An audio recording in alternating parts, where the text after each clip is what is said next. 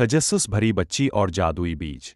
ایک تجسس بھری ننھی بچی جنگل میں گھوم رہی تھی، اس کی آنکھیں حیرت سے چمک رہی تھیں۔ اسے ہر چیز کو دریافت کرنا بہت پسند تھا۔ آج کا دن خاص تھا۔ ایک بڑے بلوط کے درخت کے نیچے کچھ چمک رہا تھا۔ وہی تھا، ایک خوبصورت چمکتا ہوا بیج۔ اس کا دل زور سے دھڑکنے لگا۔ کیا یہ کسی جادوئی درخت کی چابی ہو سکتی ہے؟ محبت اور امید کے ساتھ اس نے بیج کو زمین میں دبا دیا۔ ہر روز وہ اسے پانی دیتی اور اسے میٹھے الفاظ میں باتیں کرتی، مگر وقت گزرتا گیا۔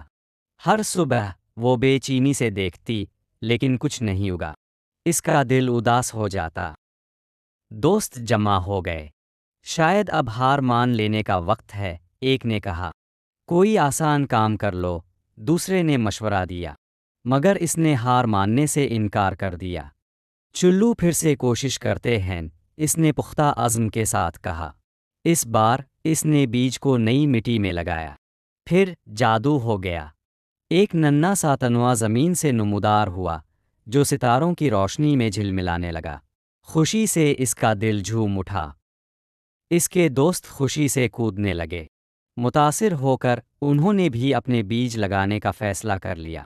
یہ کہانی بچوں کو صبر، محنت اور امید کی طاقت کا سبق دے